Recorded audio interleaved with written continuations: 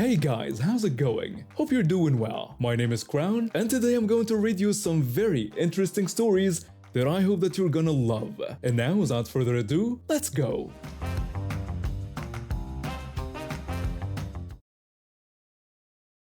I had a 2-year-old toddler who was constantly getting into everything, a 6-month-old baby who barely slept through the night, and I was 7 months pregnant with my third child. My husband's job required him to travel out of town for about 2 weeks every month, leaving me to handle everything on my own most of the time. My pregnancy was considered high risk, so while I wasn't on strict bed rest, I had to be extra careful about not overexerting myself. That same winter, my next-door neighbors had to move suddenly for work. They were wonderful people who had become close friends over the years, so I was really sad to see them go. Before they left, they came over to ask me a favor.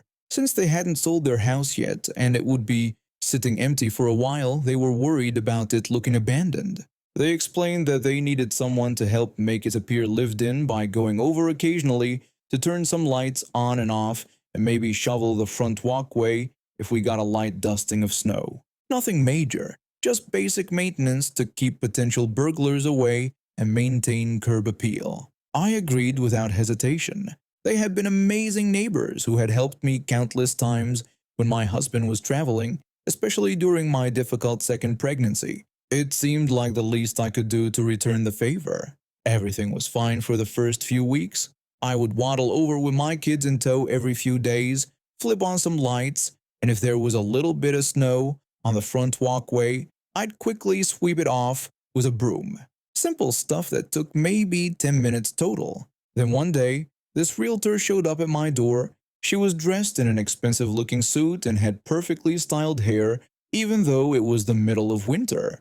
She introduced herself as the realtor handling the sale of the house next door and thanked me for helping out with the property maintenance. I told her it was no problem at all since my neighbors had been great. She seemed pleased and mentioned that she had gotten my number from the previous owners and was hoping we could work together to make sure the house showed well to potential buyers. At first, I thought she just meant continuing what I was already doing. But then the text messages started. The first one came 2 days later asking me to dust the entire downstairs and turn on specific lights before a showing that afternoon. I figured it was a one-time thing, so I bundled up my kids and went over. I did a quick dusting with my cleaning wipes and turned on the lights she requested. A few hours later, I got another text from her saying she was disappointed with how dusty the house still looked and that potential buyers noticed these things. I was doing her a favor, and she was complaining about my free work. I decided to ignore that message completely, but the requests kept coming. Every single day I was getting texts asking me to prepare the house for showings. She wanted me to vacuum, dust, arrange furniture, open blinds at specific angles, and even put out fresh flowers. I was struggling to keep up with my own household while being heavily pregnant, and she expected me to maintain an empty house too. I started ignoring all her messages. I had my own children to take care of, doctor appointments to attend, and a high-risk pregnancy to manage. Playing house cleaner for some entitled realtor was not on my priority list. Then we got hit with a massive snowstorm. I'm talking about 1.5 feet of heavy, wet snow, the kind that gives people heart attacks when they try to shovel it. The weather service had issued warnings telling people to stay indoors unless absolutely necessary.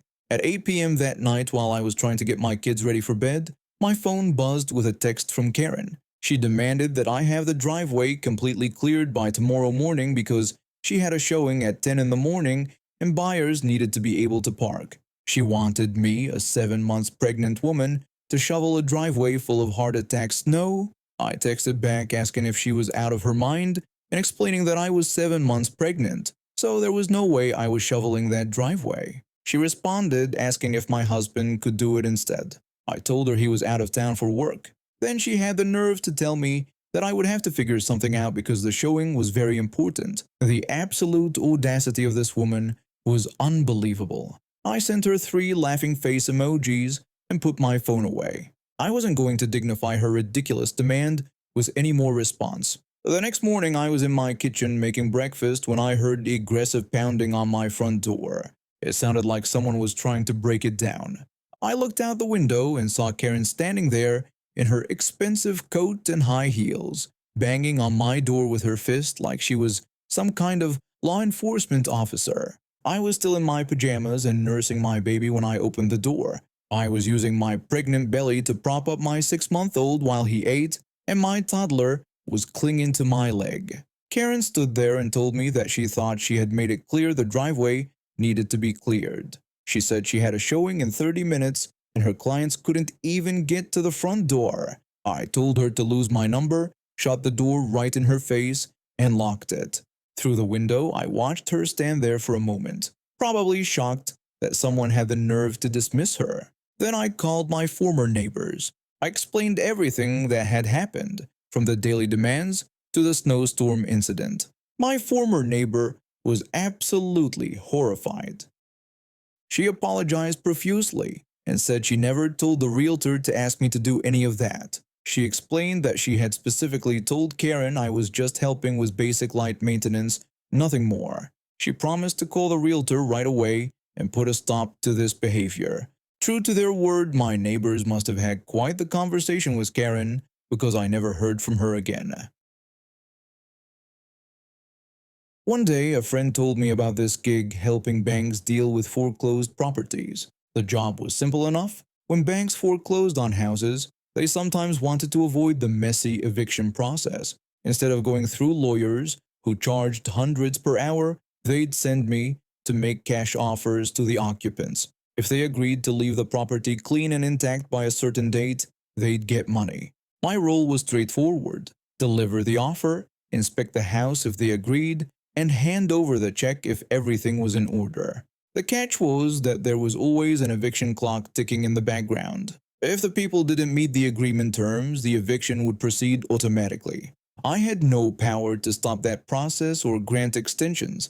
The bank made that crystal clear from day one. Most people I dealt with were going through tough times and were grateful for any help. Some were angry, but understood the situation. Then there were cases like this one that made me question humanity. The house was massive, 4,000 square feet, in what used to be an upscale neighborhood. The couple living there had been fighting the foreclosure for months, then fighting the eviction. The bank's lawyers were fed up with them, which is probably why they were willing to offer such a generous settlement. When I knocked on their door that Tuesday morning, a man in his 50s answered. Behind him stood a woman who looked like she'd rather be anywhere else. I introduced myself and explained that I was there about the bank's offer regarding their property situation. The man immediately asked if I was from the bank, and I clarified that I worked independently and that the bank had hired me to present their offer. I explained the deal carefully. They would receive $3,500 if they vacated the property in clean, intact condition within 2 weeks. I made it very clear that I wasn't from the bank or the lawyer's office. I was just a messenger. The woman seemed confused and asked if they were really being paid to leave their own house. I gently explained that the foreclosure had already happened and this offer was to help them transition while avoiding the eviction process. The man then asked about buying the house back, but I told him that wasn't part of this offer and that this was specifically about vacating the property. They took the paperwork and said they'd think about it. I left my card and headed home thinking it would be another routine case. 2 days later, they showed up at my office unannounced. My assistant let me know I had visitors, and I found them in the waiting area looking determined. The man announced that they had decided they wanted to buy the house from me. I had to explain that there was some confusion because I didn't own the house and wasn't selling it. I only handled the cash for keys offers. The woman insisted that since I represented the bank, I should be able to sell it to them. I explained that I didn't represent the bank in that capacity and was just an independent contractor who handled these specific agreements. The house wasn't for sale through me. The man kept insisting they could afford it and just needed to work out terms. I had to point out that if they could afford the house payments, they wouldn't be facing foreclosure, and even if they could, I had no authority to sell anything. That's when things got weird. The woman started getting agitated and complained that we were just trying to make things difficult. I tried to help her understand the process and explained that The only thing I could offer was what was in the paperwork. The man said they didn't like my attitude, and I responded that I was just explaining the facts of the situation. Then the woman made a chilling comment about how maybe they should start checking under their cars before starting them up. The room went dead silent. My assistant looked up from her desk with wide eyes. The man agreed and told us we better watch ourselves. They walked out without another word, leaving me shaken. I'd never been threatened like that before. I called the bank immediately to report the incident, but they said the offer still stood if the couple changed their minds. A few days later, they called and said they wanted to accept the deal. Despite the threats, I had a job to do. I scheduled a pre-inspection to help them understand what needed to be done. When I arrived at the house, it was clear they hadn't started preparing. There was trash everywhere, stained carpets, missing light fixtures, and general grime throughout. I've seen worse, but this would require serious work. I explained what needed to happen by the 14th, all personal belongings removed, floors swept and mopped, and any missing fixtures replaced or properly removed.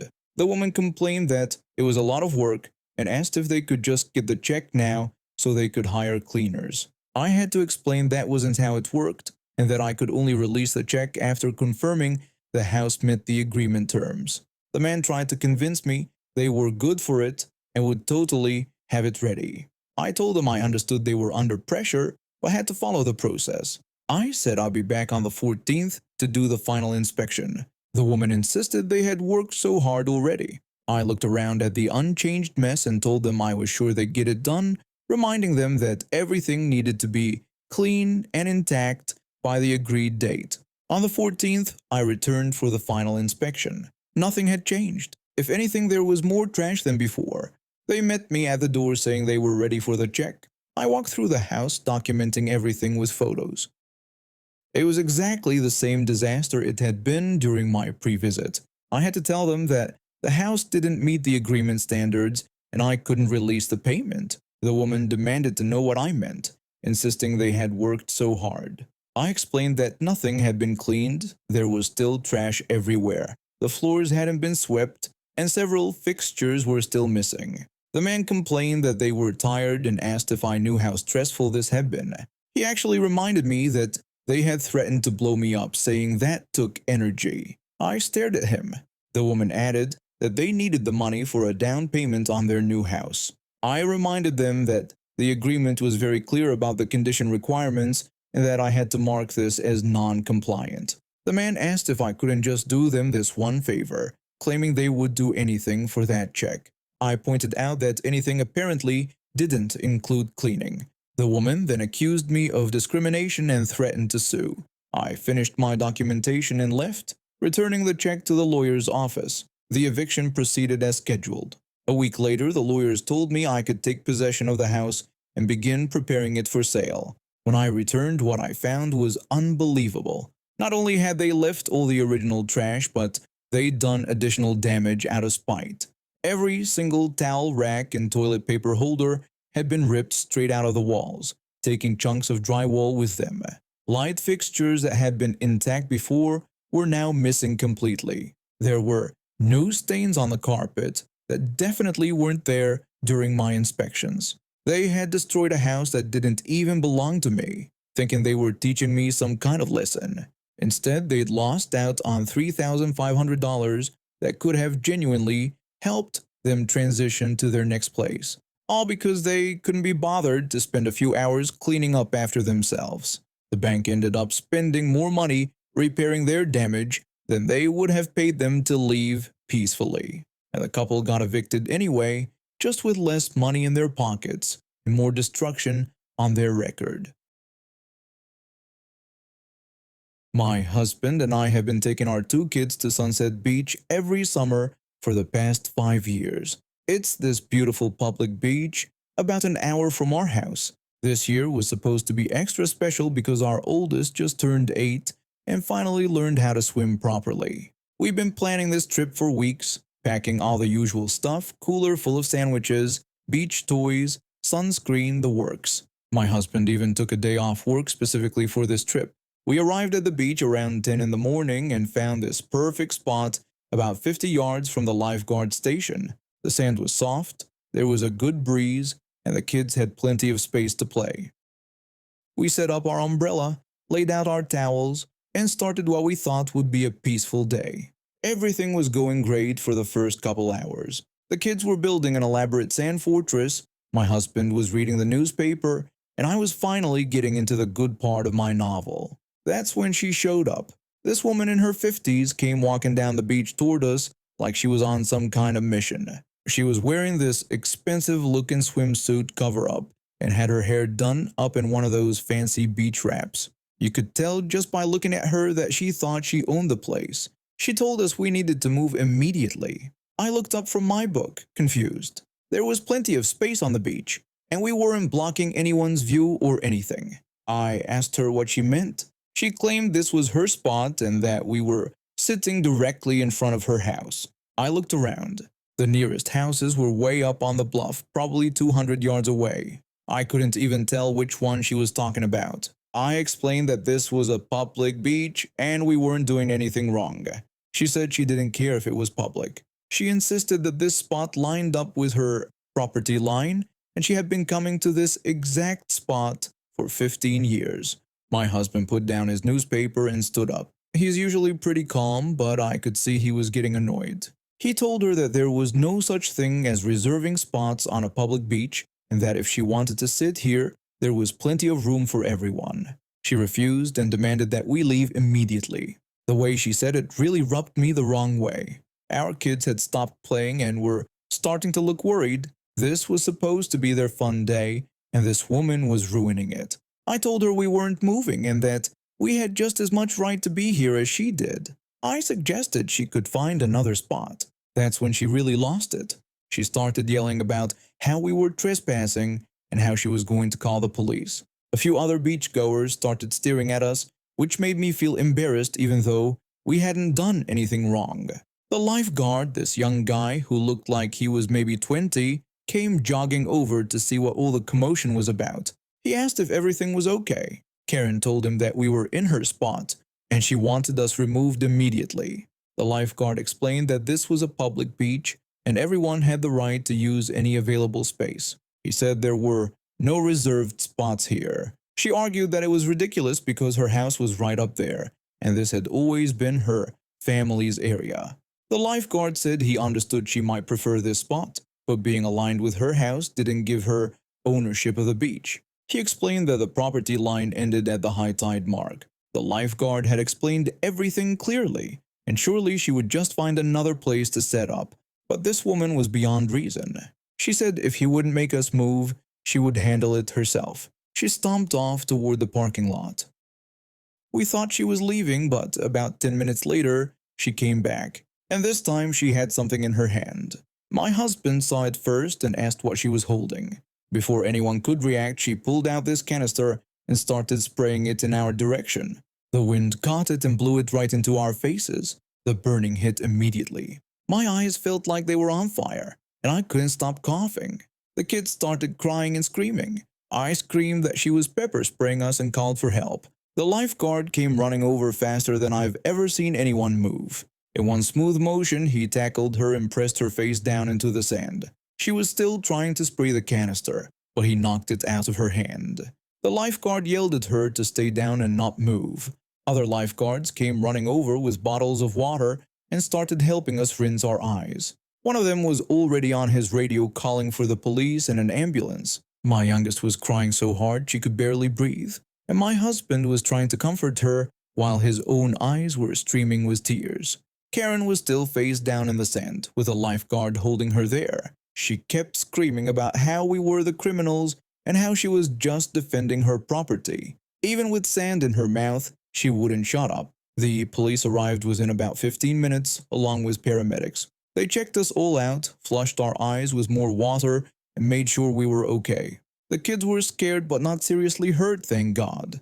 The police officers talked to all the witnesses, including the lifeguards and several other beachgoers who had seen the whole thing.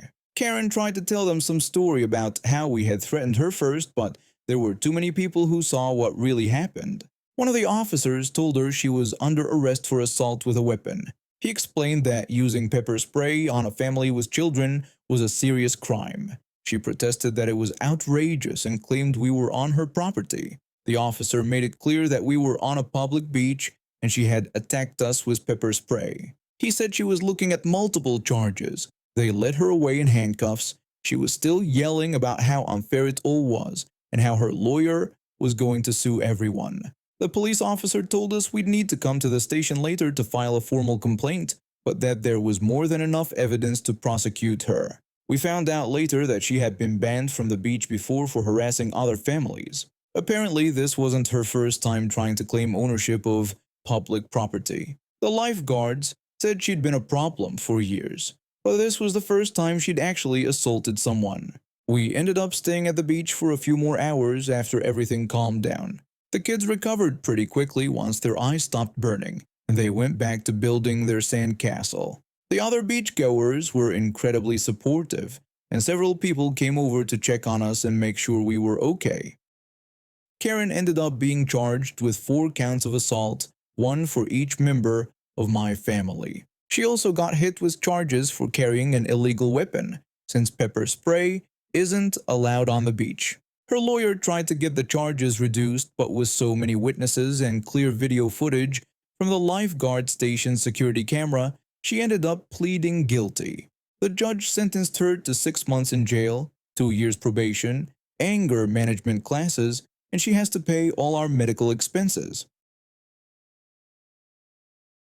3 years ago, I landed what seemed like my dream job. It was my first real office position after spending most of my career in more physical work. The problem? I went from being on my feet all day to sitting in a chair for 8 hours straight. At first, I didn't notice the changes, but after about 6 months my clothes started fitting differently. I wasn't gaining massive amounts of weight, but I could feel myself getting softer around the edges. My stamina dropped too. I get winded walking up 2 flights of stairs when the elevator was broken. It was embarrassing. That's when I decided to make a change. Since we get a full hour for lunch and it's paid time, I figured I could use part of it to get some movement in. My routine became simple. Grab my lunch, eat it in my car in about 20 minutes, then spend the remaining 40 minutes walking laps around our office parking garage. I'm never late coming back. I always have my phone on me and my work never suffers. Everything was fine for months. My coworkers would eat at their desks, maybe answer a few emails while they had their sandwiches, and I'd do my walking thing. Nobody cared, nobody commented, and life was good. Then last Tuesday happened. I had just finished my usual turkey sandwich and was starting my second lap around the garage when I saw my coworker from accounting walking toward the cars. He looked confused when he spotted me. He asked what I was doing out there. I told him I had just finished lunch and was taking a walk before I headed back in. He seemed shocked that I was walking during lunch. I explained that I had about 30 minutes left on my break. He stopped walking and stared at me like I'd just told him I was training circus elephants. He told me that lunch break was for eating lunch, not exercising. I said that I had finished eating and was using the rest of my hour how I wanted to. He said that when I was done eating I should go back to work like everyone else does. I tried to keep it light and reminded him that we get a full hour. I wasn't going over my time. He said it wasn't right and that I was getting paid to work, not to walk around. I pointed out that I was getting paid for my lunch break, which is literally why they call it a paid lunch break. He just shook his head and walked away, but I could tell he wasn't happy. The next day when I was grabbing my lunch from the fridge, another co-worker made a sarcastic comment about me going for my little jog again. I laughed it off, but it felt pointed. Then on Thursday, someone else made a snide remark about how it must be nice to have so much free time during the day. That one stung because it implied I wasn't doing my job properly. I started to realize that the accounting guy had been talking about my walking routine with other people. By Friday, the comments were getting more frequent and more passive-aggressive. When I was heading out for lunch, I heard someone mutter about people who think they're too good to eat at their desks like everyone else. I was starting to feel frustrated, so I called my parents that evening to get their perspective. Big mistake. My mom seemed shocked that I walked during lunch and asked why I would do that. I explained that it was to get some exercise since I sit all day. My dad told me that when he worked, lunch was 5 minutes to wolf down a sandwich, then back to work. My mom agreed and said I should be grateful. I even get a lunch break since most people work through theirs. I tried to explain that it was a paid hour and I was allowed to use it however I wanted. My dad said that I was paid to work, not to exercise on company time. Their reaction made me doubt myself even more. Maybe I was wrong. Maybe I was being entitled. But then Monday rolled around and things got worse. The accounting guy, who I now realized was the ringleader of this whole thing, decided to take it up a notch. When I was walking past his desk to get my lunch, he stopped me. He told me that some of them had been talking about my little fitness routine during work hours. I corrected him that it was during my lunch break. He said that since it was a paid lunch break, the company was paying me to be available for work. I explained that no, it meant they were paying me for my lunch break, which is why it's called a paid lunch break instead of unpaid. Karen from Human Resources, who had been listening nearby, decided to join in. She agreed with him and said that just because it was paid didn't mean I could do whatever I wanted. I told her that actually, yes, it did, provided I was back on time and available by phone for emergencies. Karen said she thought it was unprofessional and asked what would happen if a client needed something. I told her they could call me since I had my phone. She pointed out that I wasn't at my desk. I reminded her that neither were the people who went out to restaurants for lunch. The accounting guy jumped back in and said that was different because they were eating. I pointed out that I ate too, then I walked, and it was all within my allotted break time. Karen said she just thought it looked bad, like I wasn't dedicated to my job. That's when I'd had enough. I asked them both if they actually had the authority to tell me how to spend my lunch break. They both looked uncomfortable. I pointed out that my manager had never had an issue with it, my work got done on time, I met all my deadlines, and I was back from lunch when I was supposed to be. Karen started to say something, but I cut her off and told them I thought we were done. I grabbed my lunch and headed out, but I could feel eyes on me when I left. When I got back from my walk, I decided to take action. I went straight to my manager's office. My manager invited me to sit down and asked what was up. I told her I wanted to check if there was any policy about what we could do during our paid lunch breaks. She said that provided I was back on time and reachable for emergencies, I could do whatever I wanted. She asked why I was asking. I explained the situation. My manager listened quietly, then leaned back in her chair. She summarized that people were upset that I was using my full lunch break instead of working for free like they did. I said that was about the size of it. She asked if my work performance had ever been an issue. I told her she would know better than I would, but I didn't think so. She confirmed that it hadn't been and that I was actually one of her most reliable people. She thought for a moment, then said she thought she needed to send out a company-wide email reminding everyone about our lunch break policy. The next day, we all received an email titled Lunch Break Policy Reminder.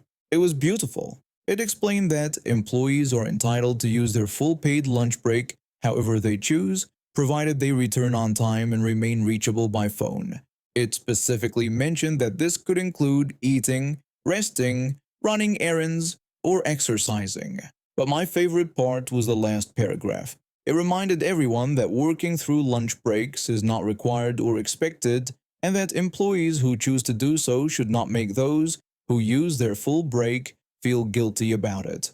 The accounting guy avoided eye contact with me for the rest of the week. Karen from Human Resources actually came up to me and mumbled an apology. The passive-aggressive comments stopped completely. 3 months later, I noticed something funny. 2 other people had started taking walks during their lunch breaks. One of them was the guy who had initially criticized me. He asked if he could join me for my walk that day. I told him he was welcome and asked what had changed his mind. He said his doctor had told him he needed to get more exercise and figured this was better than nothing.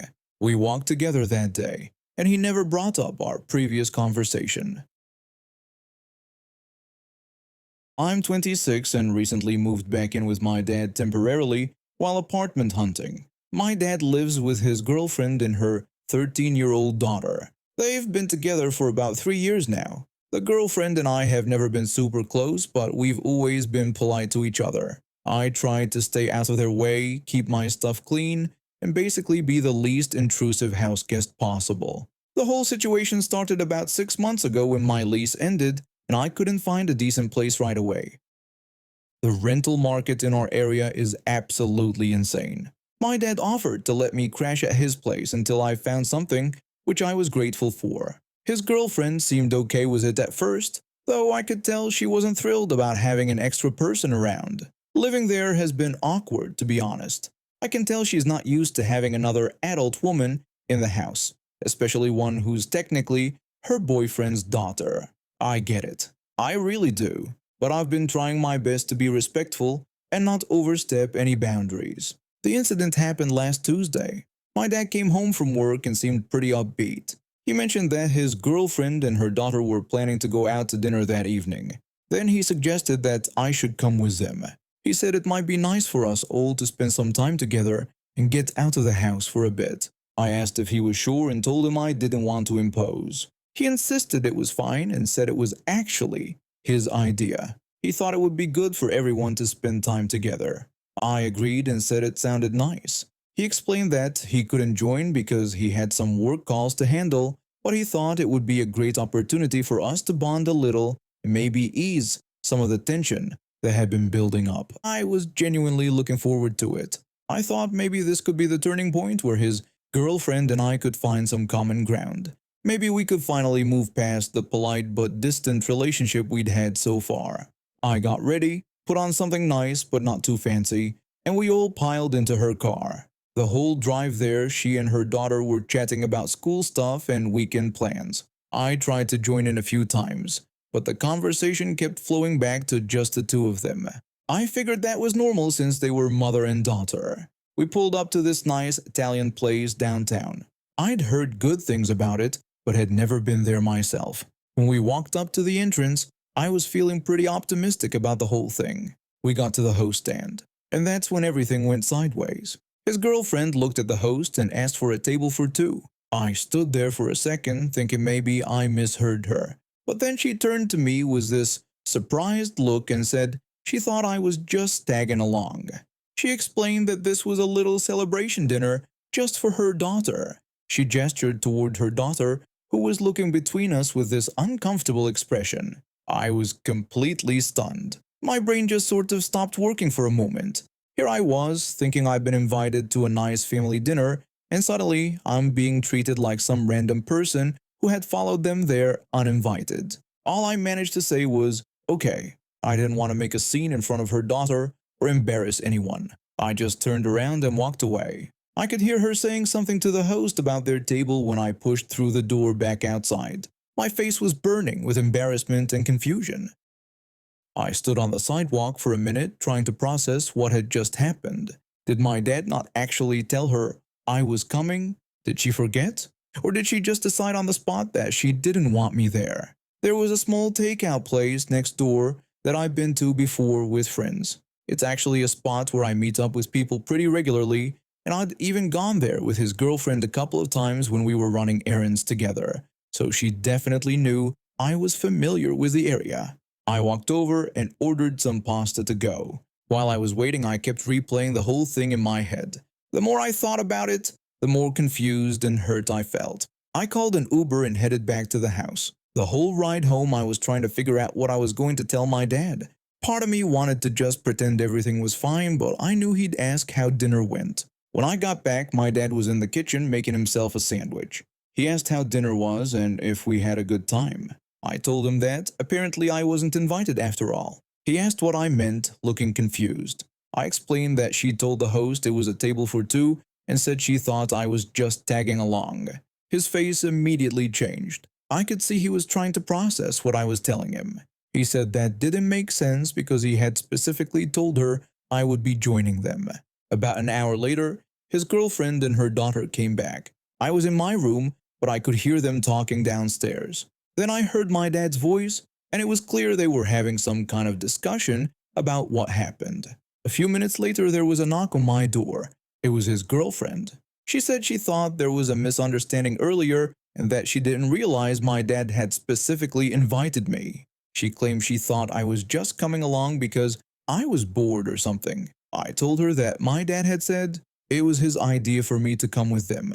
She responded by saying I could have said something instead of just walking off. She accused me of making her look bad in front of her daughter and the restaurant staff. She was somehow making this my fault. I explained that I was embarrassed and didn't want to cause a scene. She said it seemed like I overreacted and that I could have asked for clarification instead of being dramatic about it. After she left, her daughter walked past my room and gave me this look like I had personally ruined their entire evening. Like somehow I was the villain in this situation. The next day, my dad tried to smooth things over. He said she felt bad about the confusion and that she was sorry for the misunderstanding. I asked him if she actually said she was sorry or if she just said she felt bad. He told me he knew it was awkward, but maybe we could all just move past it.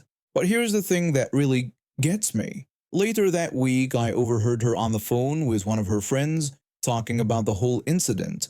She was telling her friend that I was staying with them temporarily and that I'd been fine, but that I got all upset because I thought I was invited to dinner with her and her daughter. She said she never specifically invited me and that I just assumed I could come along. That's when it clicked for me. She knew exactly what she was doing at that restaurant. This wasn't some innocent misunderstanding. She deliberately excluded me and then tried to make it seem like it was all a big confusion.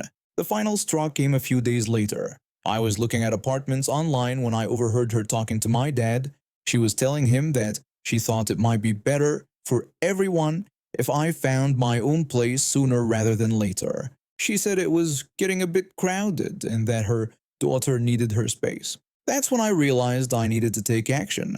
I've been trying to be the perfect house guest, but clearly that wasn't enough.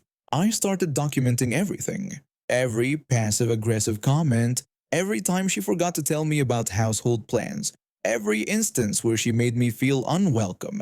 I also started recording some of our conversations on my phone.